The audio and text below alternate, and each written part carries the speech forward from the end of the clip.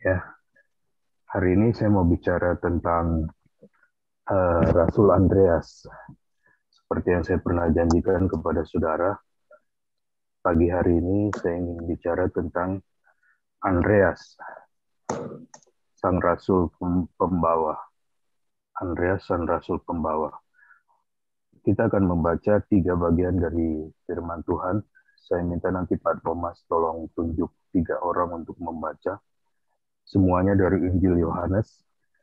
Yang pertama Yohanes pasal 1 ayat 40 sampai 42. Terus nanti siap-siap yang kedua, Yohanes pasal 6 ayat 8 sampai 9. Yang kedua Yohanes pasal 6 ayat 8 sampai 9. Kemudian yang ketiga Yohanes pasal 12 ayat 20 sampai 22. Yang ketiga Yohanes pasal 12 20 sampai 22.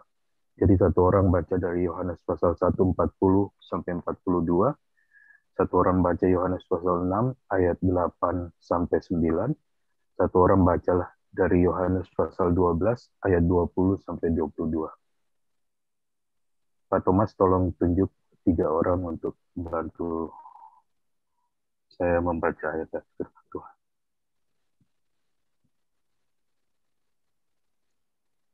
Ya, nanti Enji ya baca Yohanes 1 ayat 40 sampai 42.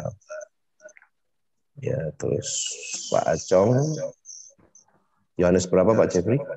Pasal 6 ayat 8 sampai 9. Yohanes pasal 6 ayat 8 sampai 9.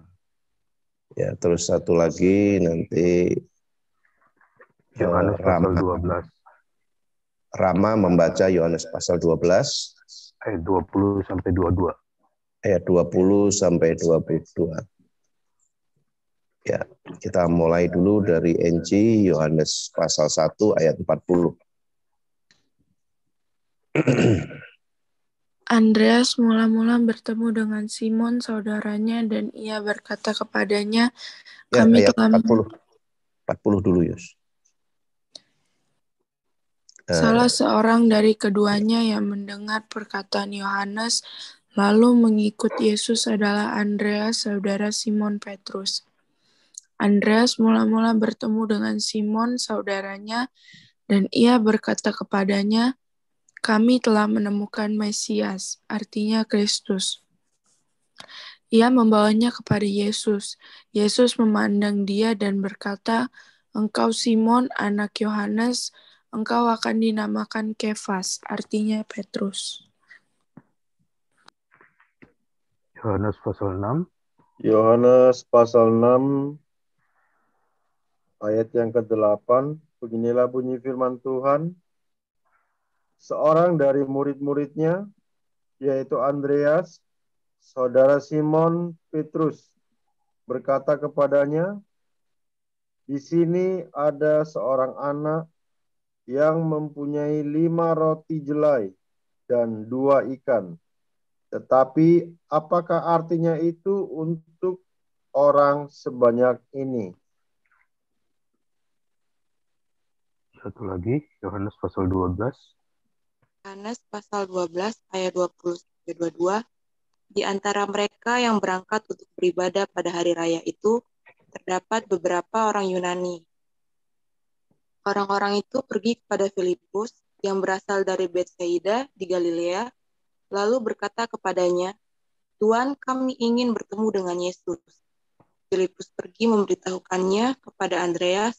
Andreas dan Filipus menyampaikannya pula pada Yesus.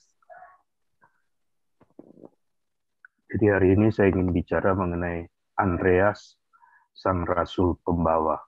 Nah, saudara, kalau saudara mempelajari kitab Injil Yohanes, saudara akan temukan bahwa ada banyak karakter yang menonjol dan menarik yang ditampilkan oleh Yohanes. Nah, saudara, banyak pembelajar Alkitab dan para penafsir Alkitab yang percaya bahwa gambaran-gambaran yang ditampilkan oleh Yohanes di beberapa bagian kitabnya itu mengenai satu sosok, satu figur, apabila itu dikumpulkan, maka itu akan menunjukkan gambaran yang sesungguhnya dari pribadi yang ingin ia tampilkan. Nah, saudara, di dalam kitab Injil Yohanes, ada 3 kali Andreas ditampilkan. Dan ketiga-tiganya, saudara, Andreas ditampilkan sebagai seseorang yang membawa orang lain datang kepada Tuhan Yesus.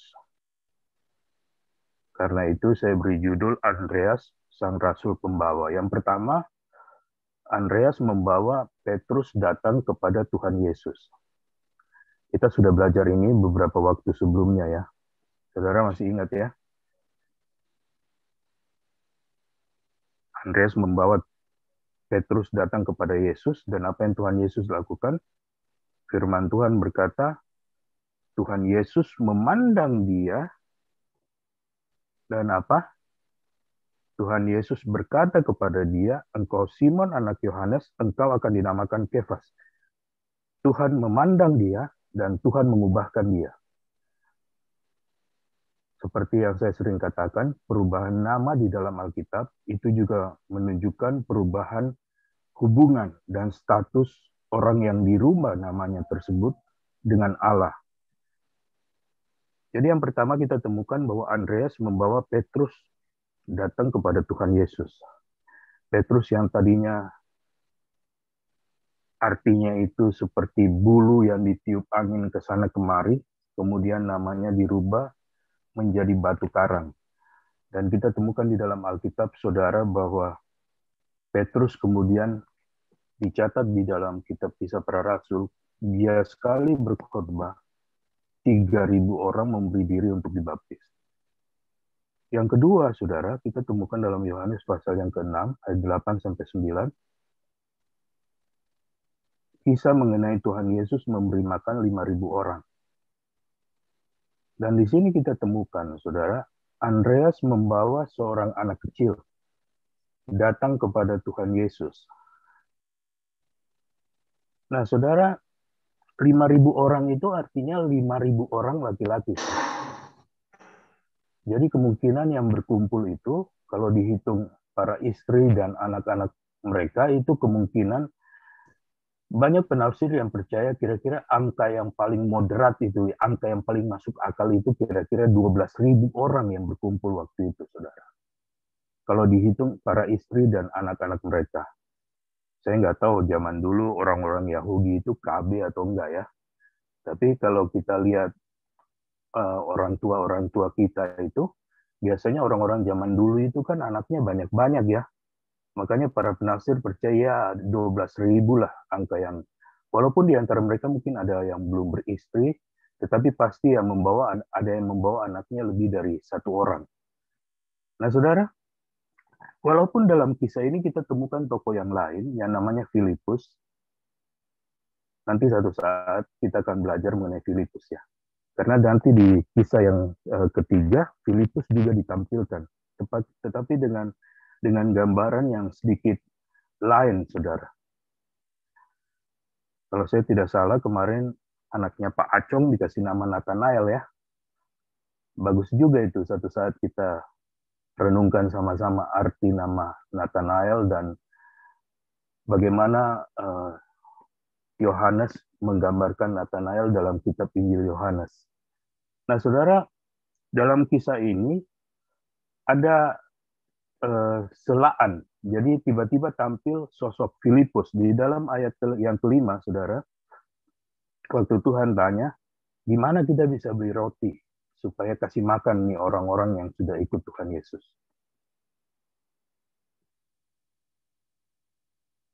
Banyak orang percaya, saudara, bahwa adalah tugas gereja memberi makan orang-orang. Amin, saudara. Tugas gereja. Tuhan Yesus waktu lihat orang kelaparan, dia bilang, di mana kita bisa beli roti? Kita harus kasih makan mereka, saudara. Lalu muncullah sosok Filipus kan, di mana kita bisa beli roti sebanyak ini, Tuhan? Dan di dalam ayat yang ke-6, kita temukan ungkapan yang luar biasa yang sering dipakai oleh orang-orang yang membenci Alkitab, membenci Tuhan Yesus, mengatakan bahwa Allah itu memang mencobai orang-orang Kristen. Ternyata ayat ini lebih pas diterjemahkan sebagai menguji dia kan.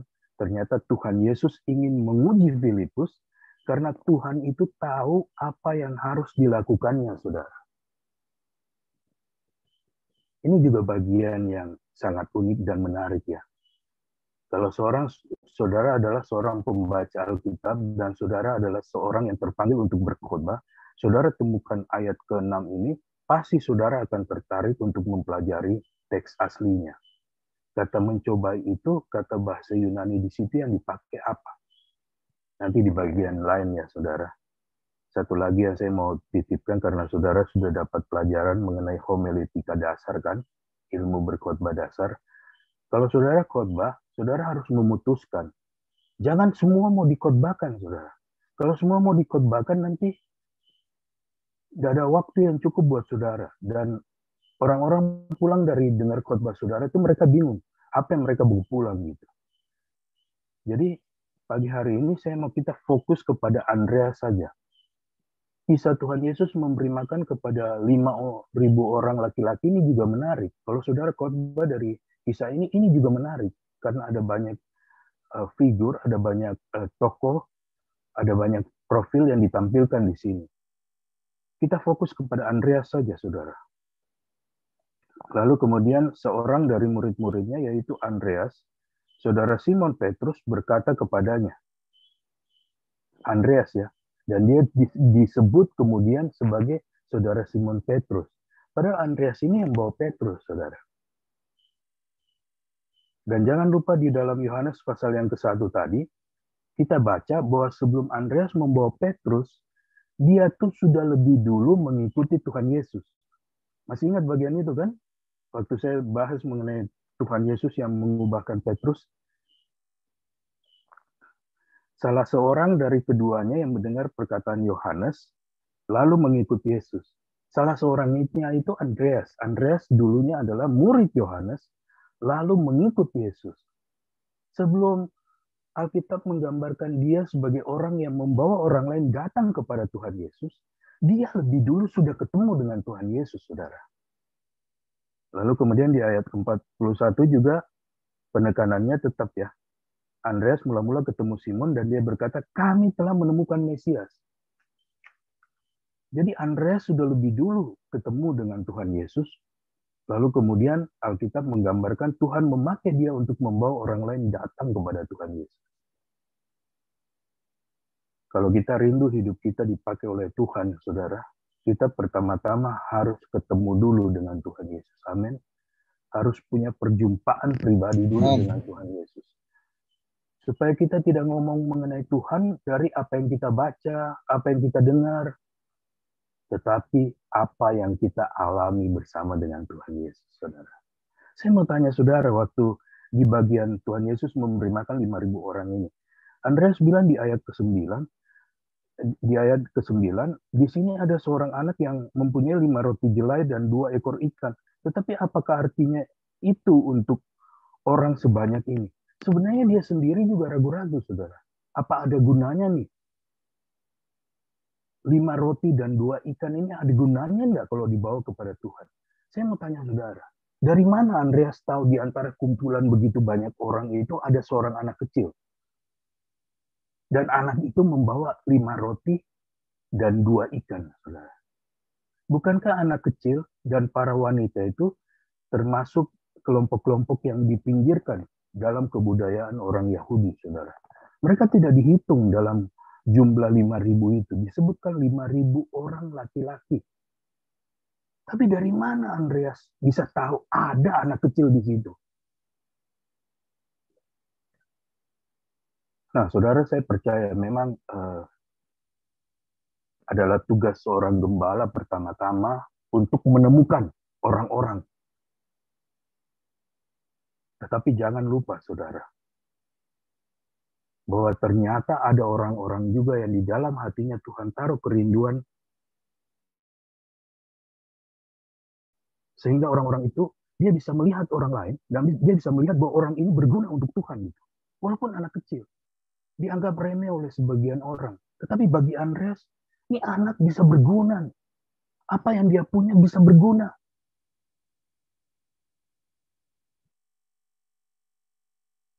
Waktu saya jadi gembala, saudara,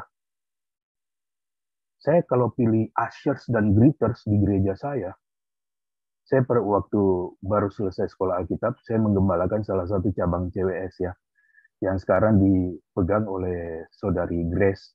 Grace dulu itu kerja melayani, dia waktu itu masih sekolah, di bawah saya, saudara. Saya gembalanya waktu itu. Waktu saya menggembalakan masih di hotel. Sekarang mereka sudah punya gedung sendiri. Namanya sekarang GSGA CWS Ecclesia.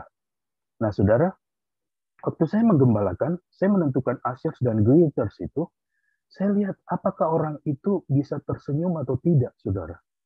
Nah, di dalam kelompok jemaat, sebagai pemimpin rohani, sebagai orang-orang yang terpanggil untuk membawa orang kepada Tuhan Yesus, kita harus punya kepekaan, saudara. Saya tidak akan ada orang-orang yang Tuhan tentukan, kalau mereka senyum itu, senyum mereka manis sekali, saudara. Senyum mereka manis sekali. Mereka tidak bisa berkata-kata panjang dan lebar. Mereka tidak fasih berkata-kata. Tapi mereka senyum saja, orang terpikat datang kepada Tuhan Yesus. Dan itu yang saya tempatkan sebagai aset dan greeter, saudara. Saya mau orang-orang yang menyambut orang-orang yang datang ke rumah Tuhan itu adalah orang-orang yang punya hati. Dan waktu mereka senyum, itu orang-orang yang datang merasakan sambutan yang hangat sekali, saudara. Andreas bisa lihat loh orang kayak begini, saudara.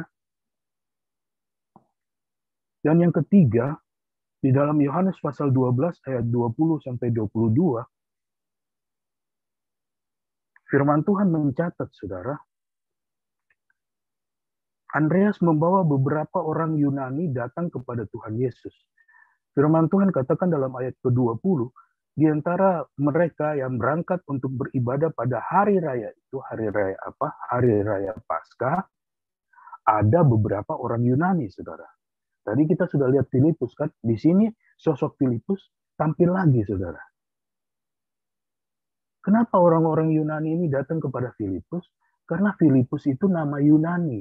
Jadi mereka pikir, oh kalau namanya nama Yunani, kemungkinan dia punya latar belakang Yunani juga, makanya mereka merasa lebih akrab kalau ketemu dengan orang sekampungnya kan. Makanya mereka datang kepada Filipus. Lalu mereka katakan, Tuhan, kami ingin bertemu dengan Yesus. Nah, di beberapa kata bertemu di sini lumayan kuat, saudara. Di beberapa terjemahan yang lain itu cuma dikatakan, kami ingin melihat Tuhan Yesus. Sebenarnya kata yang dipakai di sini lebih pas. Kami tuh pengen ngobrol sama Tuhan Yesus. Kami pengen tukar pikiran dengan Tuhan Yesus. Kami pengen tanya-tanya Tuhan Yesus. Nah, saudara, rupanya mereka ini walaupun orang-orang Yunani, tetapi mereka sudah dengar tentang Tuhan Yesus.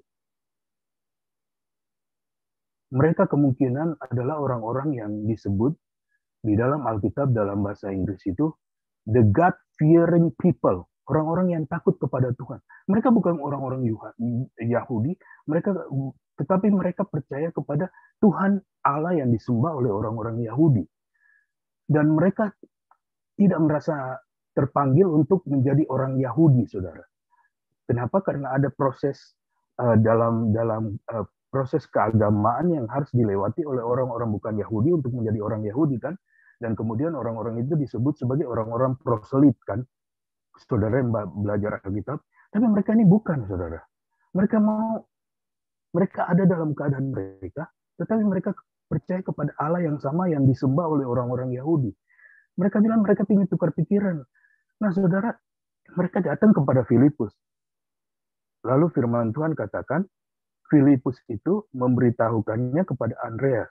Nah, perhatikan bagian berikutnya firman Tuhan, saudara.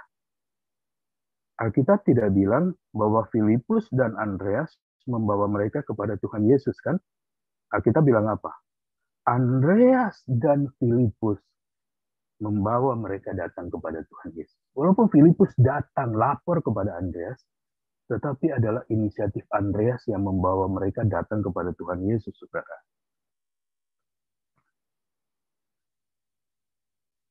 Apa luar biasanya orang-orang Yunani ini, saudara? Karena waktu mereka datang kepada Tuhan Yesus, di dalam ayat yang ke-23, firman Tuhan berkata, saudara, Tuhan bilang apa? Telah tiba saatnya anak manusia dimuliakan. Apa artinya itu, saudara? Kalau saudara perhatikan ayat 32 dari Yohanes pasal 12 itu, Alkitab mengatakan, Tuhan mengatakan, dan aku apabila aku ditinggikan dari bumi, aku akan menarik semua orang datang kepadaku. Tuhan sadar bahwa ini adalah saatnya ketika dia ditinggikan dari bumi, dia disalibkan. Kenapa? Karena ada orang-orang Yunani yang datang mencari dia. Karena ayat 32 mengatakan semua orang Yahudi, Yunani, orang-orang yang tadinya digambarkan sebagai orang-orang tidak percaya, orang-orang kafir, akan datang kepada Tuhan.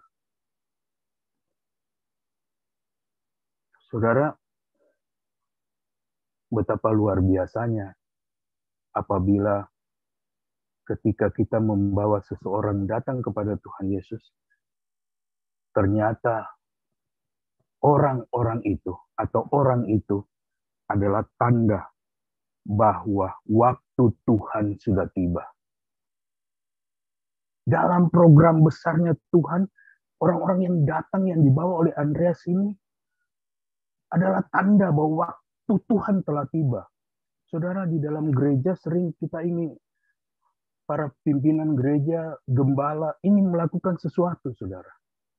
Tetapi kadang-kadang tidak ada orang yang tepat untuk menerima tanggung jawab untuk melakukan pelayanan itu. Tetapi kalau ada orang-orang seperti Andreas, saudara, hitunglah gereja saudara ingin memulai program pemuridan kepada jemaat. Nggak tahu siapa yang kira-kira bisa memikul tanggung jawab ini untuk memulai program itu. Tetapi waktu Pak Gembala lagi pergi mengunjungi satu rumah makan, sedang makan dengan beberapa orang, tiba-tiba Pak Gembala lihat ada sosok yang sangat menarik. Dan biasanya kalau orang Kristen itu kan dari wajahnya berpancar kemuliaan Allah. Amin, saudara. Amin, saudara. Amin. Kalau saudara ada di satu tempat dan kehadiran saudara tidak menarik orang lain, mari kita tanya kepada Tuhan, saudara. Lalu Pak Gembala datang kepada orang itu ngobrol-ngobrol, ternyata orang itu punya banyak kelebihan. Lalu Pak Gembala bawa datang ke gereja, saudara. Ajak dia datang ke gereja. Dan orang itu menandakan bahwa waktunya sudah tiba buat jemaat ini memulai program pemuridan di gereja. Saudara, Rasul Andreas dipercaya sebagai orang yang membawa Injil ke Eropa Timur, saudara. Tradisi gereja mencatat bahwa Rasul Andreas itu kemudian mati sebagai martir.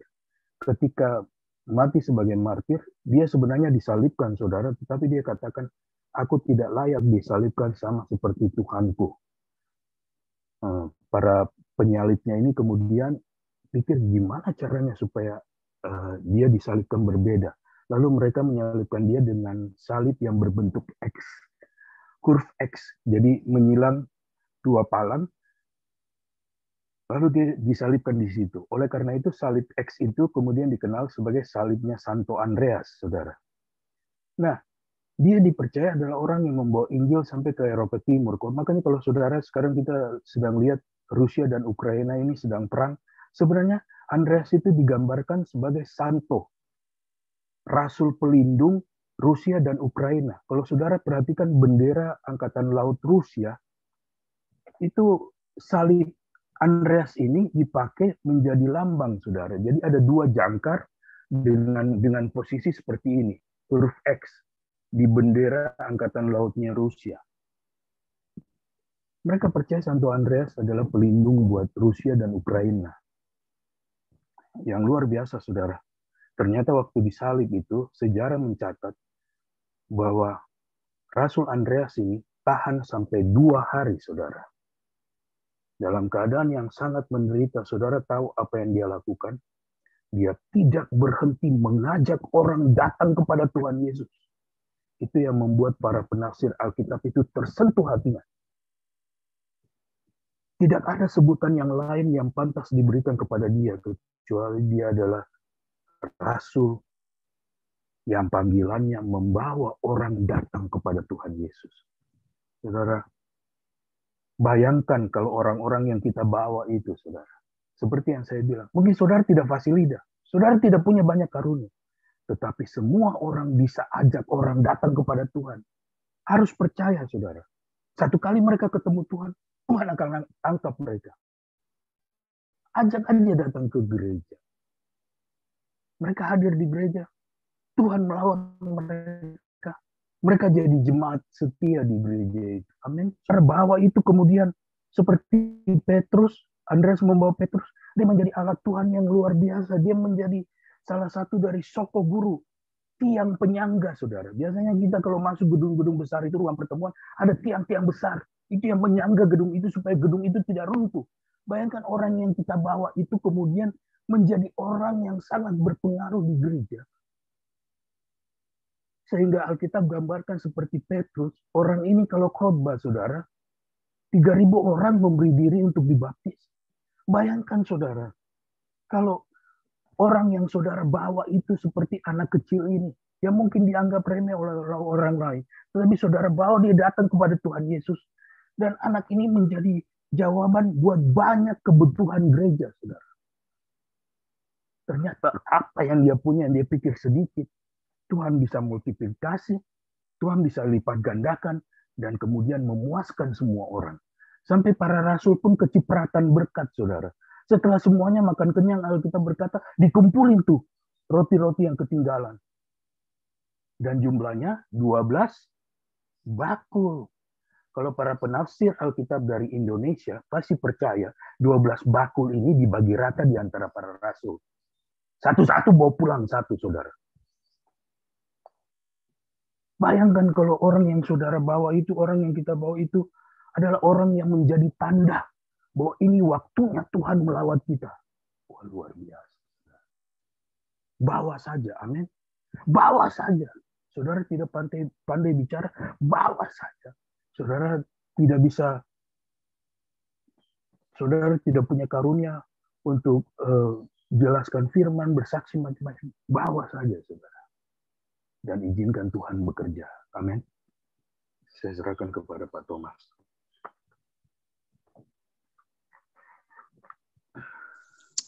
Haleluya, terima kasih Pak Jeffrey. Ya, haleluya, haleluya. Kita semua berharga di mata Tuhan. Dan pagi hari ini kita mendapat pesan yang kuat, ya, bahwa kita bukan hanya berharga, tapi kita bisa membuat orang lain berharga di mata Tuhan dengan cara kita membawa mereka kepada Tuhan. Haleluya, haleluya, haleluya, haleluya. Dari pengalaman yang kita alami, kita semua merasakan berhutang dengan Tuhan. Ya. Haleluya, haleluya. Haleluya. Oh, terima kasih Tuhan Yesus, terima kasih. Terima kasih, haleluya. Ya, Pak Jeffrey ini selalu mengikuti juga ibadah online kita, ya, setiap minggu. Dan suka Jeffrey kepada saya. Wah, habis ibadah makan lagi. Ya. Haleluya, bukan karena kita banyak uang, tapi karena saya merasa berhutang, ya. Saya merasa berhutang dengan Tuhan. Ya, haleluya. Sehingga setiap kali ibadah kita bisa makan sama-sama, ngobrol, sharing. Ya. Saya merasa saya sedang ngobrol dengan anak-anak saya sendiri. Haleluya, haleluya. Oh, rabasanda rabasikira takaya. Irana masikira nama sikira rabaya. Irana masih. Saudara-saudara, setiap kita pasti ketemu Tuhan melalui orang lain. Ya. Walaupun ada beberapa orang yang ketemu Tuhan karena didatangi malaikat, ya, karena Tuhan Yesus datang sendiri secara fisik, ya. Tapi kebanyakan kita ketemu Tuhan karena orang. Ya, saya ketemu Tuhan karena kakak saya tiap hari bawa saya ke persekutuan.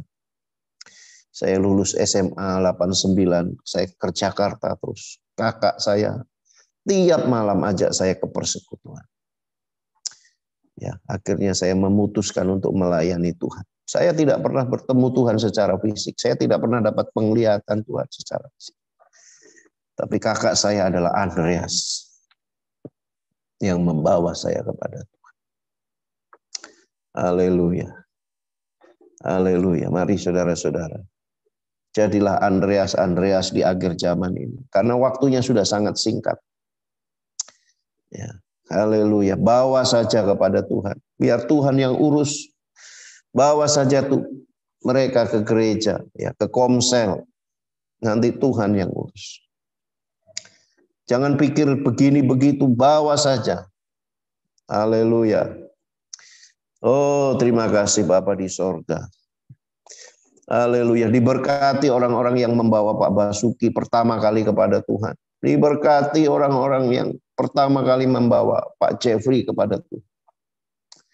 Ya. Haleluya. Haleluya.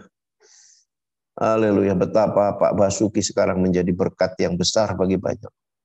Mereka itu Andreas.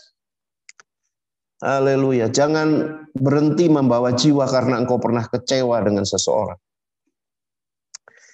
Ya, jangan berhenti mengajak orang, mendoakan orang karena engkau merasa sudah lama ikut Tuhan. Terima kasih Bapa di sorga, terima kasih. Oh, Rabakana Maya Sikirana. Firman-Mu mengatakan betapa indah kedatangan orang yang membawa damai. Oh, betapa indah, haleluya, haleluya.